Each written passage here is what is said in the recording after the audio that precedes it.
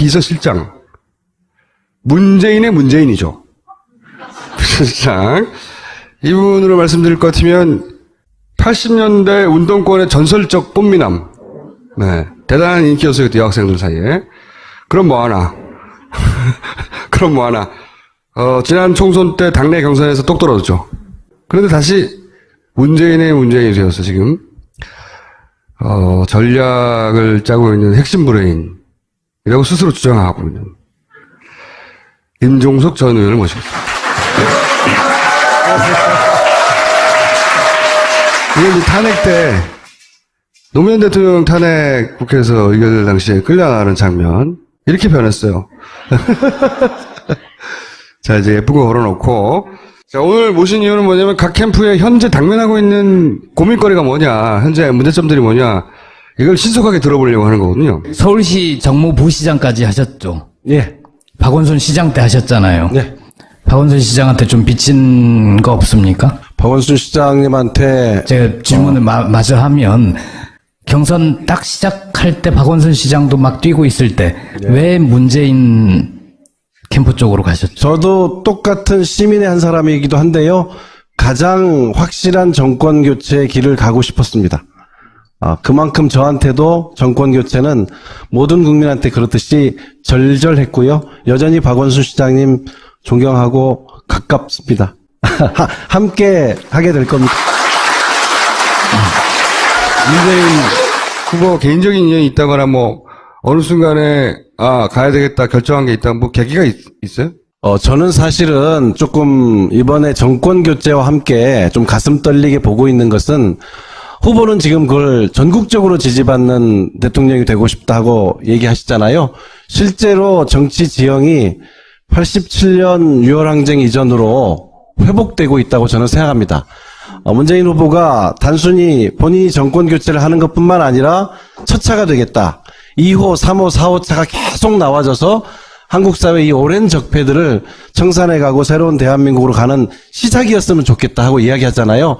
저는 이번이 정권 교체와 함께 전국적으로 정치 지형을 바꾸는 그런 어떤 변곡점을 우리가 지나고 있다 이렇게 생각합니다.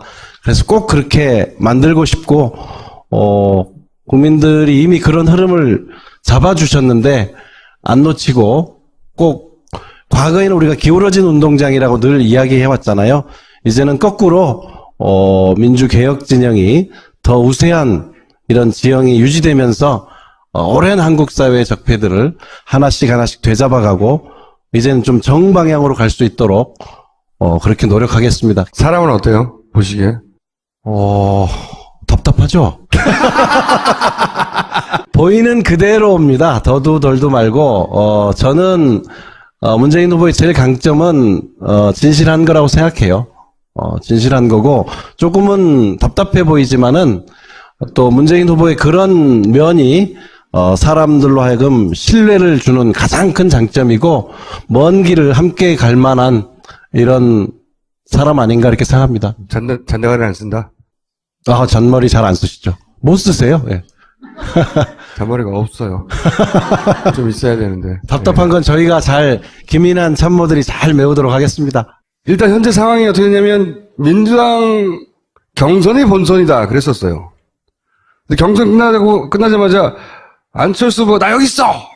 하고 막 치고 올라오고 있는 상황이고 경선 때는 당내에 있었던 여러 가지 어떤 불협화음들을 바라보며 지지자들이 불안해했는데 본선이 시작되니까 그런 건 이제 한가한 걱정이에요. 사실은 그분들이 탈당할 분들도 아니고 완전히 한가한 걱정이 되었어요. 이게 이제 이 바람이 내일신문의 디오피니언이란 여론조사 업체, 에서 1대1 구도 여론조사 발표되면서 시작됐죠. 그리고 그 이후에 쭉 여러 가지 여론조사 나왔고, 표본에 문제가 있다, 조사 방식에 문제가 있다, 이런 얘기들 있어요, 분명히. 그리고 그건 사실이고. 근데, 동시에 보수 매체들이 혼연일체가 돼서 안철수 후보를 미는 것도 사실이긴 한데, 근데 이제 실제 여론으로 연결됐다, 이거죠, 이미. 이미 기정사실이 됐어요. 이제 궁금한 것이, 이 현상을 문재인 캠프에서는 어떻게 바라보느냐, 일단. 이게 궁금합니다. 아니, 안철수 후보가 확 치고 올라와서, 양자구도 내부터 시작해서, 이 현상을 어떻게 바라보고 분석하고 있느냐. 사실 이제 양자 구도로 여론조사를 하는 거는 조금, 지나친 상상에 의한 거기 때문에 저희들은 그거를 뭐 중요하게 생각하지는 않는데, 어쨌든 안철수 의원이 많이 달라졌죠. 네, 많이 달라지고, 또 실제로, 많이 관심 속으로 들어오고, 또 지지율도 많이 올라온 것은 사실로 받아들이고 있습니다. 비슷한 수치의 여론조사가 몇 개 더 나올 거예요. 계속 나올 예, 거죠. 이게 이제 근데 그거는 어떻게 보면 당연스러운 게 문재인과 문재인 싫은 사람 이렇게 갈리는 거잖아요. 그러니까 아마 안철수 후보의 고민은 지금부터 아닐까 싶어요.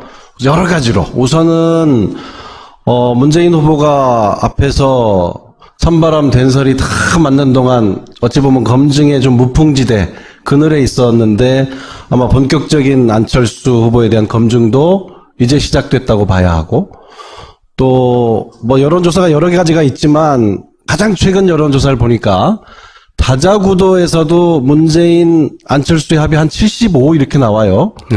뭐 3자로 줄여보면 80을 넘게 나오더라고요. 네. 그러면 둘이 다 해먹고 있다 이거죠. 문재인의 한 40%는 뭐 대체로 언론에 알려진 것처럼 굉장히 순도가 높은 40%라면 안철수의 35는 뭐가 합해진 걸까?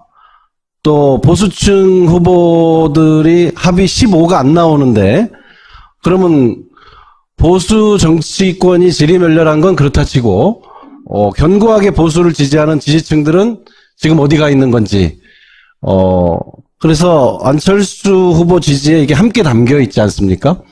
적어도 50, 60% 정도는 그런 지지가 담겨 있다고 봐야 안철수 되는데 지지율 중에 절반 정도는 보수표다. 절반이 좀 넘을 걸로 보여요. 적어도 수치상으로 이렇게 네. 더하기 빼기를 해보면. 그렇게 분석된다. 그러면 이제 굉장히 안철수 후보의 앞으로의 정책, 메시지, 행보 이제 다 고민이겠죠. 구체적으로 어떻게 고민이 될 거라고 보세요? 모래 위에 집을 지었는데 이게 넓다 그거죠? 뭐 아마 어디를 방문할 때 어디까지 할 거냐, 정책을 낼 때 어디까지 주장할 거냐. 예를 들어 사드 문제일 때 별로 안 어려울 것 같은데요. 어제 국립묘지 간 거 보니까 문재인의 반대 방향으로만 가면 되잖아요.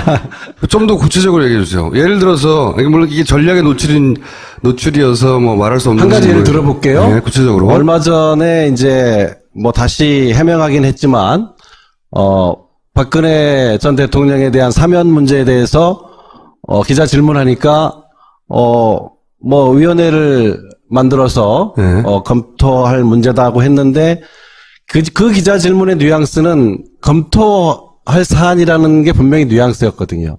그 뒤에 물론 해명은 다시 남발해서는 안 된다는 취지로 한 이야기다 했지만 아마 이 질문을 또 하면 저는 앞으로 안철수 의원이 어떤 언어 단어들을 선택할지 굉장히 조심스럽고 어려울 거예요. 원론적인 얘기를 하겠죠, 원론적인. 근데 이제 그 말에 병수원을 가면 방문을 전직 대통령 묘소들 어디까지 방문할지도 고민일 거고, 또 과거에 이제 민주당 대표하면서도 늘 이 정체성 문제 5.18이나 4.19나 또는 뭐 6.15나 이런 문제에 대한 입장 문제에 있어서 자꾸 이 검증을 받은 바가 있었는데 이런 질문을 다시 들이밀 때도 굉장히 난처할 거예요.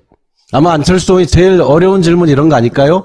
문재인 후보는 정권 교체를 하면 국민의당과 안철수 후보는 함께 국정 운영해야 될 파트너다 하고 분명하게 얘기했어요. 안철수 후보는 정말 기회가 된다면 더불어민주당하고는 박지원 대표는 죽어도 안 한다고 하니 누구랑 국정 운영을 하겠다는 건지 좀 책임 있게 이야기할 시점에 오지 않았나. 안철수 후보도 이제는 본격적으로 머리가 아프지 않을까요? 호남의 진보적 표심도 잡아야 되는데 그렇다고 자신의 지지율을 구성하고 있는 그 보수 표심도 잡아야 되니까 그게 갈라지는 지점에 질문을 하거나 갈라지는 지점에 의문을 던질 때 어떻게 대응하느냐 딜레마일 것이다. 아마 자유한국당 후보나 바른정당 후보들이 또 묻겠죠. 왜냐하면 본인들이 흡수해야 될 지지층을 지금 일시적으로 안철수 후보가 담고 있다고 보기 때문에 이미 공격을 시작하는 것 같은데요. 그건 또한 그쪽 후보들이 마땅히 해야 될 검증이겠죠.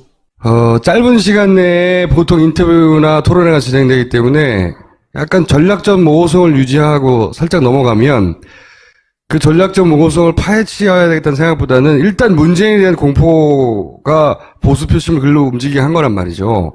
그 정도 스킬은 있지 않겠는가, 국민의당에서도. 근데 요즘은 정치가 그렇게 잘 안 되더라고요. 워낙 요즘엔 유권자들이 정치인의 숨결까지 느낀다. 저는 그렇게 생각해요. 실제로 하지 않은 말까지 다 읽어내고 정확하게 분석하고 요즘 아마 가장 불필요해진 직업 중에 하나가 정치평론가 아닐까.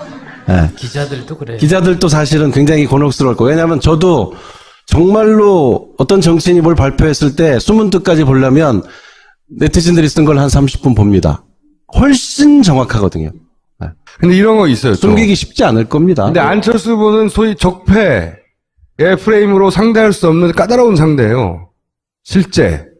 그러니까 본격적인 대선에 가면 안철수 쪽에서는 그 화살을 쏘아오겠지만 문재인 쪽에서는 되돌려줄 화살이 그렇게 넉넉하지 않다. 그런 문재인 후보의 딜레마도 있잖아요. 왜냐하면 강하게 되돌릴수록 양자구도를 만드는 딜레마가 또 있어서 실제 양자구도 아닌데도 정서적 양자구도로 만들어서 표가 글로 쏠리게 하는 게 있잖아요. 아, 역시 문재인을 상대할 사람은 안철수밖에 없구나. 이렇게. 그 딜레마는 어떻게 하냐면 우선은 문재인 후보 캠프가 안철수 후보나 국민의당을 뭐 적대시하고 공격하지는 않을 겁니다. 앞으로도? 그거는 지금까지도 그랬고 앞으로도 그럴 겁니다. 이미 문재인 후보는 뭐 숱한 뭐 문모닝, 문나잇 엄청 공격을 받으면서 그건 흔들리지 않고 왔거든요. 그래서 확실한 정권 교체를 이루겠다.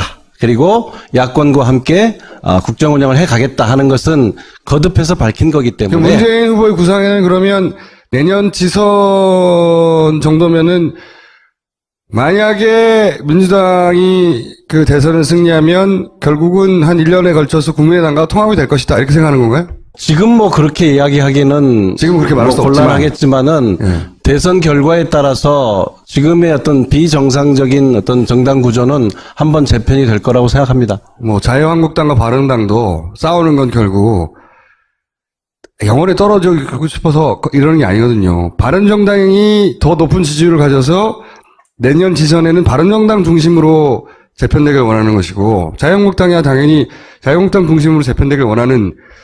근데 이제 국민의당과 민주당도 사실은 뿌리가 같아서 지선 때가 좀 그렇게 되지 않겠냐. 좀만 길게 생각해보면 그런 전망은 가능하죠.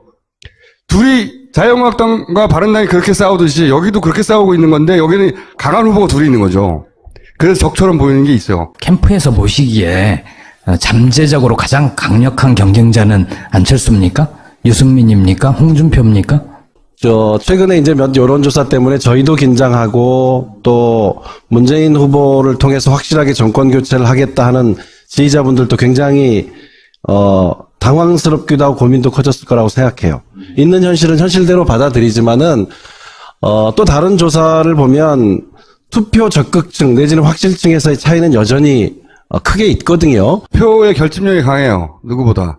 보수층이, 갈 곳을 잃어서 또는 보수층을 대표하는 후보가 도저히 마음에 안 들어서 지금 여론조사에 그렇게 답했다 할지라도 실제로 마지막 투표 행위까지 이어질 거냐 하는 문제는 간단한 문제가 아니죠. 안철수 후보의 고민일 수밖에 없죠. 그러니까 그 중에서 누가 투표장까지 가느냐가 중요한데 문재인 후보의 최대 강점은 그거예요. 오랫동안 두드려 맞으며 만들어진 지지층이어서 투표장에 꼭 간다고 하는 면에서는 그 비교를 따지면 굉장히 격차가 벌어지죠. 그리고 문재인 후보 지지율은 이렇게 더듬어 보시면 한 번도 2, 3%가 한 번에 올라간 적이 없어요. 정말 1%씩 올라왔거든요. 저희가 20대 초반 내지는 10대 후반에서 머물러 있을 때 그때 박스권에 갇혀 있다고 언론에 많이 지적을 받았는데 어느 순간 30 가까이 갔어요. 그래서 또 머무니까 또 박스권에 갇혔다고 그러더라고요. 박스가 좀 움직이죠. 그래서 35% 넘고 최근에 다자구도에서는 40에 근접한 여론조사들이 나오는데 또 30대 후반 40 박스권에 갇혔다고 또 그러더라고요. 그래서 뭐 박스가 커지고 있는 건 분명하니까. 경선이 끝난 지 얼마 안 돼서 아직까지 반영이 안 됐을 수는 있는데 2위를 한 안희정 후보 그리고 3위 이재명 후보 둘이 비슷하잖아요. 이 지지자들을 이렇게 확 끌어안을 거라고 보시나요? 저희들로서도 최선을 다해서 안희정 후보, 이재명 후보의 뿐만 아니라 그 지지자들까지 함께 가기 위해서 문재인 후보와 저희 캠프가 할 수 있는 모든 노력을 다 할 것이고요. 이미 이제 안희정 지사나 이재명 시장이 흔쾌히 함께할 이런 뜻을 밝혀주고 계시기 때문에 저희들 지금 언론에 안 나더라도 굉장히 활발하게 만나고 의논하고 있다는 말씀은 제가 사실로 확인해 드릴 수 있습니다. 문재인 적극 투표층이 탄탄하다는 것도 명백한 사실이지만 동시에 반문재인 구도라는 것도 굉장히 탄탄해요. 저 비호감에서도 가장 높죠. 아주 확고하다는 거죠. 그러니까 종편이 지난 대선 끝나자마자 지금부터 시작해서 지금까지 한 일은 단 한 가지예요. 뭘 하든지 간에 문재인만은 안 된다. 종편이 밀어주는 후보를 그때그때 바뀌었어요. 근데 안 되는 후보는 문재인 하나였거든요. 그러니까 선거는 구도인데 문재인 아닌 사람 다 모여라 구도도 확실하거든요. 이 구도를 한 달 만에 깰 수는 없잖아요. 4년간 이어진 거니까. 그러면 남은 한 달간 이 구도를 상대하는 전략은 있습니까? 기본적으로는 지금까지 온 것처럼 갈 겁니다. 저희들은 문재인을 통해서 정권 교체하겠다는 국민들을 보고 갈 생각이고요. 저는 적어도 다자구도가 양자구도로 좁혀지는 일은 없을 거라고 생각합니다. 그거는 보수층의 후보들이 다 포기한다는 건데, 아까 우리 김총재께서 얘기하신 언론에서 두 사람을 붙이는 여론조사가 많다고 했는데 저는 그게 의도적인 거죠. 허상을 두고 여론조사를 한 거죠. 문재인을 지지하느냐, 지지하지 않느냐를 갖고 하는 건데, 그것은 현실에서 일어날 수 없는 여론조사를 하고 있기 때문에 저는 기본적으로 다자구도는 유지된다고 봅니다. 그 여론조사의 목적은 이런 거죠. 그러니까 후보 단일화가 안 될 것 같으니까 시간도 짧고 정서적으로 유권자가 단일화해서 될 놈 밀어주라 이런 시그널을 계속 보내는 거죠 지금. 정당은 지금 보수 정당의 후보들이 굉장히 지지율이 낮지만 1, 20년 된 정당이 아니잖아요.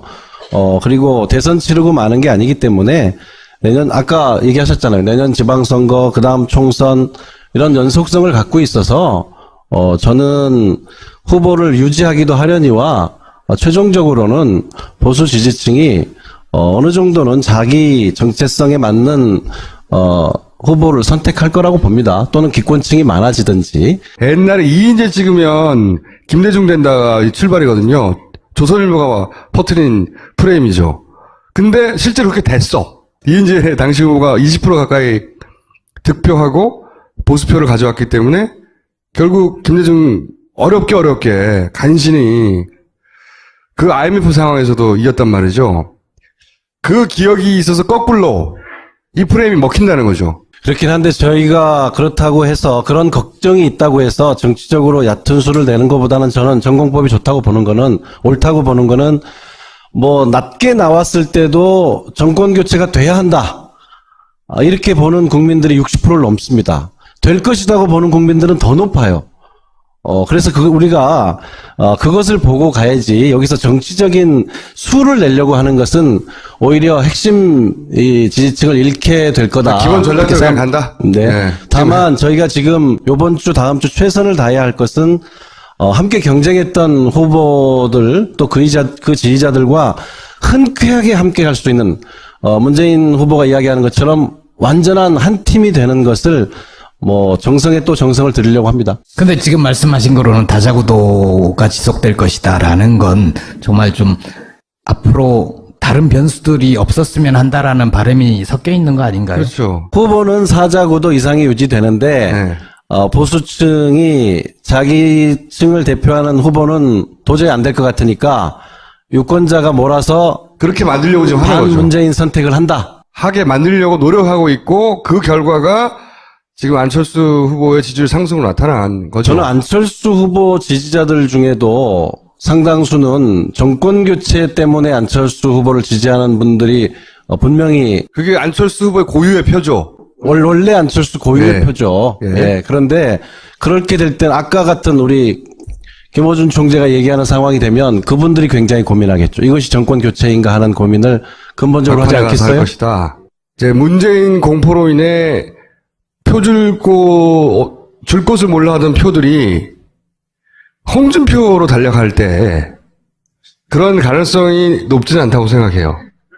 근데 달려갈 때 안철수는 결국은 범민주계야? 예를 들어서 나중에 민주당과 국민의당이 합당하면 내가 민주당 찍어준 거 아니야? 결국은 이런 생각할 수 있거든요. 굉장히 이상한 현상인 거죠. 지금 비정상적인 상황이에요. 보수의 대구가 다 몰려와서 결국은 민주당을 찍어주는, 근데 그걸 깨닫게 될 수도 있거든요. 한 달이면. 그럴 때 홍준표한테 만약에 간다고 쳐요. 홍준표는 그걸 원하죠. 나를 중심으로 모여라고 막. 근데 지금 보수 매체들은 안 도와주고 있죠. 안 될 것 같으니까. 근데 어제 손석희 사장에게 말도 안 되는 태도를 보이는 건 진보 진영에는 미친 걸로 보이지만 일부러 그런 거예요. 저도 방송에서 말을 저렇게 막 할 수 있으면 참 좋겠네요. 홍준표 후보가 보수 매체가 안 도와주는 가운데서도 혼자 힘으로 포탈을 장악했잖아. 다 봤어, 전 국민이. 그걸 보고 미쳤다고 생각도 하겠지만, 이야, 대단하네. 이렇게 생각하는 사람이 저쪽에는 있어요. 만약에 그 일은 방어하는 표가 홍준표한테 갈 때 그게 진짜 위기다. 진정한. 저는 그렇게 생각하는데, 가능성은 낮다. 하지만, 그럴 때는 이쪽 진영은 표를 갈라먹고 저쪽은 뭉치게 되는 거죠. 경선의 전략과 본선의 전략은 좀 다르잖아요. 네. 근데 경선에서 참 너무나 많은 힘을 쏟은 거 아닌가 싶을 정도로 굳이 저렇게까지 해야 되나 싶을 정도로 힘을 많이 쏟으셨어요. 경선과 다른 본선에서 문재인 후보는 이걸 보여주겠다. 뭐 공개할 수 있는 전략이 있나요? 뭐 꼭 1차에 끝내야 되겠다 하고 이를 악문 게 아니고 선거 일정 자체가 예측하지 못하게 당겨지면서 저희가 예선과 본선을 한 번에 보고 가는 것이 옳다. 그것이 더 책임 있는 태도다. 예선 때는 예선에 충실하고 본선에 가서 공약을 발표하고 하는 일반적인 선거운동 방법은 오히려 예의가 아니겠다. 지금 일반적인 선거라면 12월 말 기준이라면 지금 11월 들어서 있는 거 아니겠어요. 예, 보통 그때쯤은 거의 변수가 없다고 얘기할 정도 시점이고 소위 정책이라는 게 전혀 먹히지 않는 흔히 이제 그런 시점인데 저희들이 그래서 예선과 본선을 한 판으로 보고 일찍부터 책임 있게 정책을 발표하고 좀 함께 할 수 있는 사람들의 정권 교체에 함께 가야 한다는 사람들을 함께 모으기 위해서 최선을 다하는 과정이 우리 김보엽 기자님 얘기한 것처럼 그렇게 비쳤을 수는 있어요. 다시 홍준표 얘기를 하면 이 반문재인 구도에 올라타면 누구든 급상승하는 거예요. 지금은 이걸 홍준표가 타는 게 제일 무서운 상황이라는 거죠. 안 타게 만들어야 돼요. 이 안철수 후보가 생각없이 한 달 전만 해도 한 자리 숫자예요. 지지세가 30% 갑자기 급증했잖아요.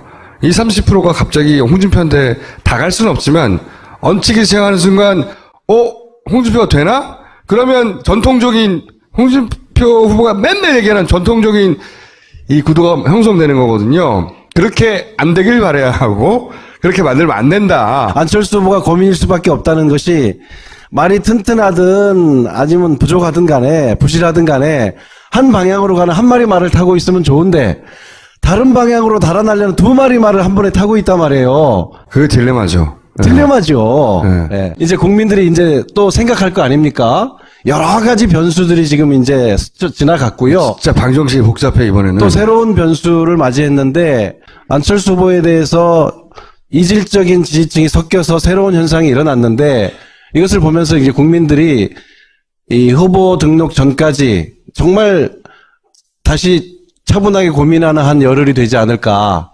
여하간 문재인 후보의 강점과 그리고 너무 문재인 후보를 중심으로 딱 갈라져서 이쪽으로 넘어오기 힘든 이 구도라는 약점을 동시에 안고 있는 여기 문재인 후보의 딜레마도 있는 거죠. 이쪽을 안 넘어와. 그러니까 민주당을 지지하고 심지어는 민주당의 그 후보였던 안희정을 지지했지만 안희정 후보가 안 되니까 절로 가버리는 거잖아요. 이 문재인 지지자들에게 한마디 하고 싶은 말씀 있으면 하시고 캠프에서 불안해하지 말라든 아니면 불안해하라든 불안하니까 결집할 수도 있으니까 하시고 물러가 주세요. 정권 교체가 돼야 한다. 제일 최근 여론조사 63%까지 나온 걸 제가 확인했는데 될 것이다 하는 국민들은 더 높아요. 지금 이 국민들이 저는 문재인을 말로 선택했다고 생각합니다. 문재인 후보가 그 국민들을 선택한 것이 아니고 그 국민들의 이 염원이 문재인을 말로 택했다고 생각하는데요. 다른 생각 없이 그 국민들만 믿고 최선을 다하겠습니다. 그리고 정권 교체 함께 가야 할 세력이라면 서슴없이 손을 내밀어서 포용과 통합 행보를 통해서 조금 더 안심이 되는 이런 하루하루가 될 수 있도록 최선을 다하겠습니다. 우선 이번 주, 다음 주까지 함께했던 경쟁 후보들, 지지자들 정말 일체된 한 몸이 될 수 있도록 최선을 다하겠습니다. 알겠습니다. 감사합니다.